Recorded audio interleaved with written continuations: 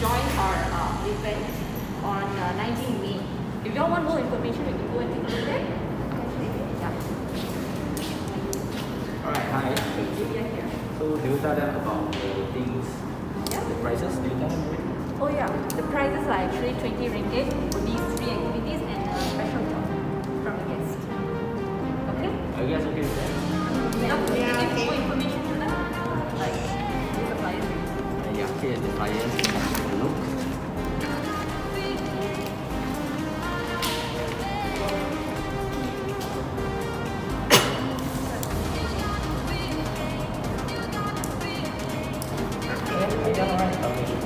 Then you guys will have to pay 20 and this is the registration form. Please enter please write your name and the ID and the sign.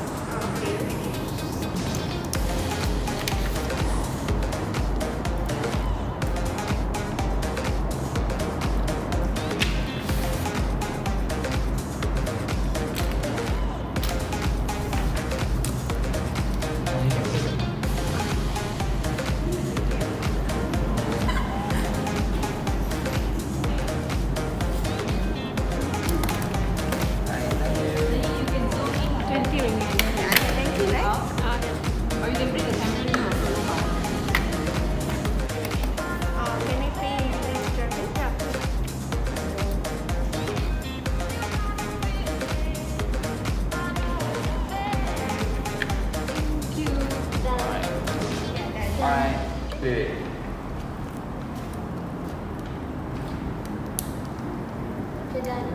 Alright, thank you.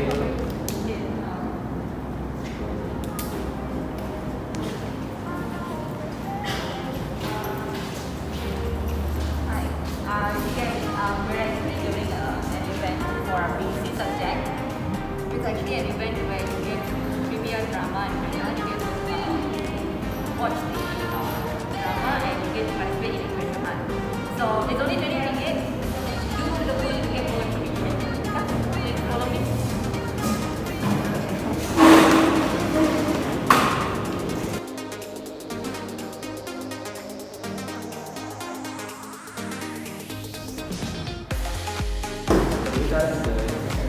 Yeah, I told them about the 20 ringgit and this part, but you can explain more about it. Alright, so do you know what is the campaign about? It's about getting scammed a lot of people, right? Scam vendors. Alright, so this is basically the event is telling the participants not to get scammed so easily. So we have trivia, we have drama, we have treasure hunt to help you improve your skills in order to counter what the so you okay with the procedures? Alright, sure. Can you please raise your name for me, student ID and sign? Two of it, right? Yes, 2 of us.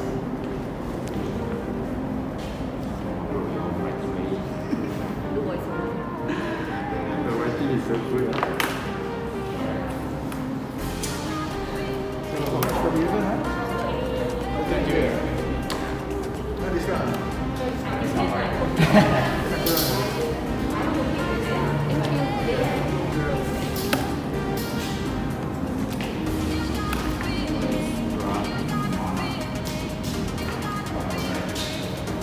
That's it, right?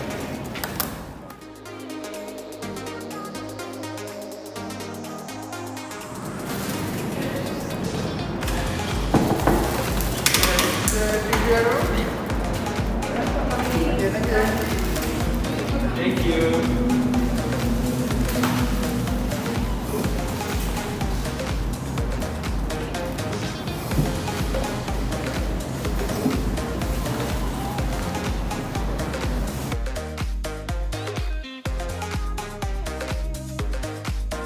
Hi, so this is our PEC subject and we're conducting an event to raise awareness on internet scam and fraud.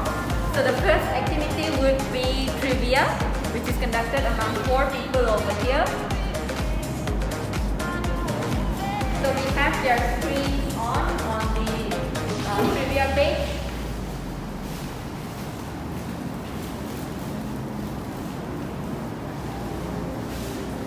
Alright. Okay, the participants are Pravin, Muhammad, Fateha, and Divya. So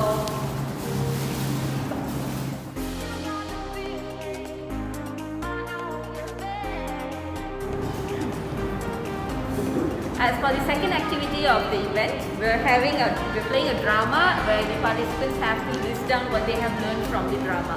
For example, types of phishing, types of scam, types of fraud.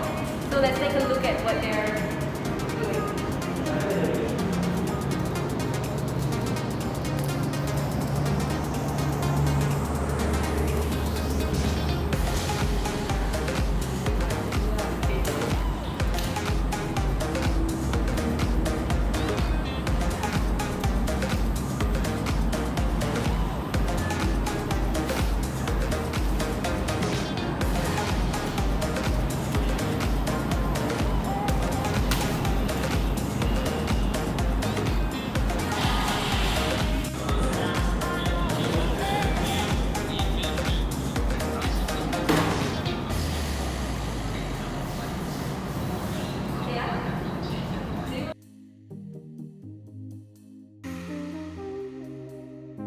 So the first segment is over. The second segment would be one more activity and a speech from our guest speaker and also a sponsor.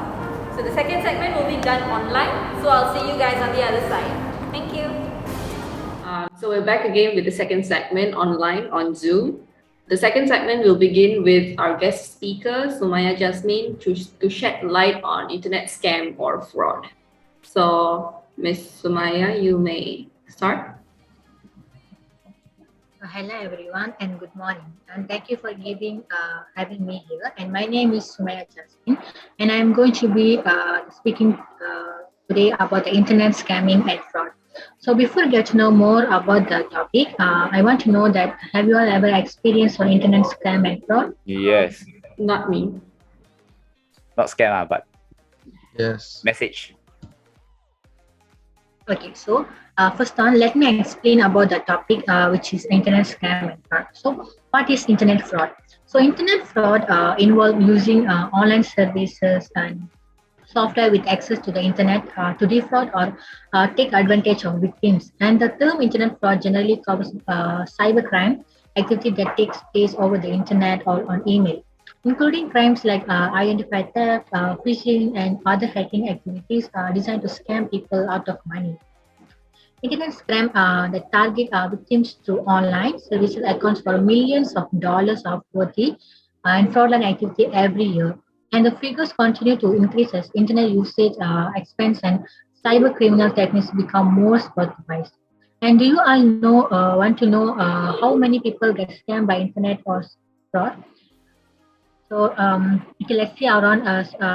We don't want to go other countries. We see around Malaysia. So, in Kuala Lumpur, a total of 51,631 online fraud cases were reported in Malaysia between 2019 and last year, involving a total of loss of around 161 billion. In the day one record was told that today, and this news was published on 13 March 2022, which is recently. And let's have a look on a common example of internet fraud and practice. So to avoid hackers, internet fraud attempts, users need to understand common example of internet fraud and practice firstly, before we need to explain about that. So firstly, I will explain about the email phishing scam. The email-based phishing are among the most prevalent types of internet fraud, which continues to pose a serious threat to internet user and business. And the email phishing cyber criminals must secure as an individual that their victim either know or will consider reputable. And the attack aims to encourage people to click on a link that leads to a malicious or spoof website designed to look like a legitimate website, or open an attachment that contains malicious content. So the hacker firstly compromise a legitimate website or creates a fake website. They then acquires a list of email and address to target and distribute an email message to the aims and to lure people into clicking on a link to the website. So secondly, greeting card scams. So many internet fraud attacks focus on popular events to scam the people that celebrate them, and this includes birthdays, Christmas events, and Easter, which are commonly marked by sharing greeting cards with family and friends members via email also. So the hacker typically exploit this by installing malicious software, which is called the malicious software, within an email greeting card which downloads and install onto the recipient device. When they open the greeting card, the consequence can be devastating. So the malware could result in annoying pop-up ads that can affect application performance and slow down the device. So thirdly, we'll see about the credit card scams, which money loss. Now. So the credit card fraud typically occurs when hackers fraudulently copy people's credit or debit card details and in attempt to steal money or make purchases.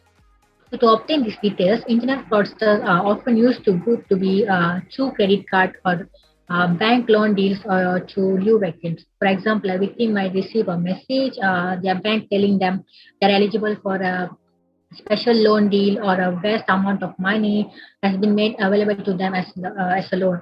So these scams continues to trick people despite widespread awareness that such offers are too good to be true for a reason. So fourthly, I will explain about the online dating scams, which is another typical example of internet fraud are just the plethora of online dating application and website. So hackers focus on these people to fraud them.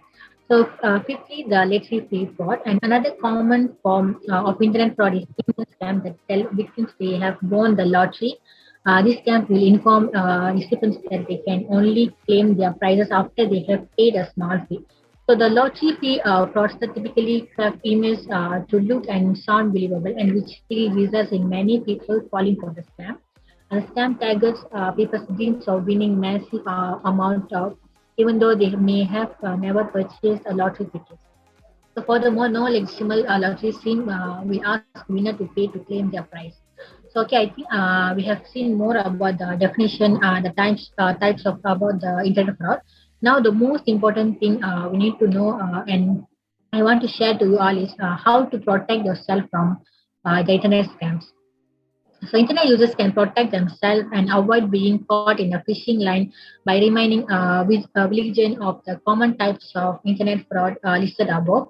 And it is essential to never send money to someone met over the internet or never share personal or financial details with individuals who are not eligible or trustworthy, and never ever click on hyperlinks or attachment in emails or instant messages. Once targeted, internet users should report online activity and phishing emails to the authorized. And credit card fraud can also be avoided by keeping close eye on bank accounts and setting up notification on credit card activity. So signing up for credit card monitoring and using consumer protection services. If user suffer credit card fraud, they must report it to the relevant legal authorities and credit bureaus. So, okay, now I think I have talked more than enough so about the topic, and now let's hear your voices. I will ask some, not some, two questions I have. So I will ask, and you guys can answer them, which is a simple question only. So the firstly, what is the common scam on the internet? Anyone? Phishing through email, perhaps. I think. Yeah, Is that it? Yeah, that's true. Phishing, this is perhaps the most common form of online scams out there, and largely because of how it works. And essentially, phishing is cyber criminal attempt to get you to give them your information. And you are correct, Dhannisha. So, second question or the last question is internet fraud a crime? Anyone? Yes. Answer the question. No, it's not. The answer is no. Internet fraud is not considered a single distinct crime, but covers a range of. Yeah, it is not considered a single or distinct crime, but covers a range of illegal and illicit action that are committed in cyberspace. Lah. Okay, but how does Muhammad know this?